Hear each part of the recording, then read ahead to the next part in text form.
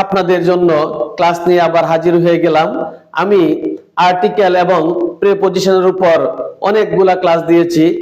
এই ক্লাসগুলোর পর আশা করি আপনাদের প্রিপজিশন এবং আর্টিকেলের সমস্যা কিছুটা হলেও সমাধান হয়েছে। এখন আমি ভার্ব নিয়ে আলোচনা করব। ভার্ব হচ্ছে ইংরেজির প্রাণ। ভার্ব ইংলিশ গ্রামার ভার্বকে কেন্দ্র করে আবর্তিত হয়। স্যার, ভার্ব কাকে বলে? ভার্ব ছাড়া ইংরেজিতে বা কোনো বাক্য গঠিত হয় না।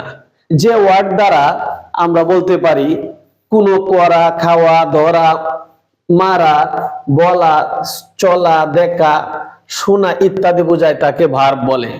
যেমন ডু অর্থ করা, এটা একটা ভার্ব। ইট অর্থ খাওয়া, এটা একটা ভার্ব। ক্যাচ অর্থ ধরা, এটা একটা ভার্ব। কিল অর্থ হত্যা করা, এটা একটা ভার্ব। যদি সি অর্থ দেখা, এটা একটা ভার্ব। হেয়ার অর্থ কান দিয়ে শোনা, এটা একটা ভার্ব। ব্রেথ অর্থ নিঃশ্বাস নেওয়া, এটা একটা ভার্ব। এমনকি ঘুমানো, এটা একটা ভার্ব, এটা একটা কাজ ইংরেজিতে। যদিও বিজ্ঞানের ভাষায় বল প্রয়োগের ফলে যদি বস্তু স্মরণ না হয়, মানে অবস্থানের পরিবর্তন না হয়, তাকে ভার্ব বলে না। কিন্তু ইংরেজিতে ভার্ব এটা আলাদা। ঘুমানো, নিঃশ্বাস নেওয়া, চিন্তা করা, এই সব, ভালোবাসা, পছন্দ করা, অপছন্দ করা, এই সবগুলাই ভার্ব। তাহলে আপনারা এখন পড়তে পারবেন ভার্বের প্রকারভেদ। তো ভার্ব প্রধানত দুই প্রকার, একটা হচ্ছে ফাইনাইট ভার্ব আর একটা হচ্ছে নন ফাইনাইট ভার্ব। তো sir, finite verb, non finite verb কি?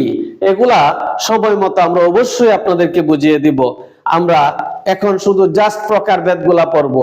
প্রকারভেদ গুলা পড়ার পর প্রত্যেকটা ভার্ব এক্সাম্পল সহ আপনাদেরকে বুঝিয়ে দিব। ফাইনাইট ভার্ব আবার দুই প্রকার, যথা প্রিন্সিপাল ভার্ব আর অক্সিলিয়ারি ভার্ব। ফিনিট ভার্ব আবার দুই প্রকার, যথা প্রিন্সিপাল ভার্ব আর auxiliary verb.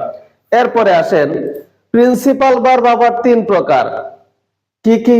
Transitive verb, intransitive verb, linking verb.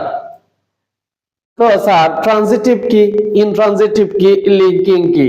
আমি এই ক্লাসটার পরবর্তী ক্লাসে আশা করি এগুলো আপনারা বুঝতে পারবেন, আমি চেষ্টা করব বোঝানোর। ট্রানজিটিভ ভার্বকে আবার বিভিন্ন ভাগে ভাগ করা যায়, যথা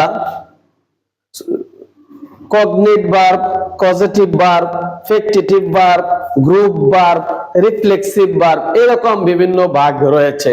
আমরা আশা করি এই প্রত্যেকটি ভাগ নিয়ে অত্যন্ত নিবিড় আলোচনা হবে এবং এক্সাম্পলের মাধ্যমে প্রত্যেকটা ভার্বকে বোঝানোর চেষ্টা করা হবে। ধন্যবাদ সকলকে।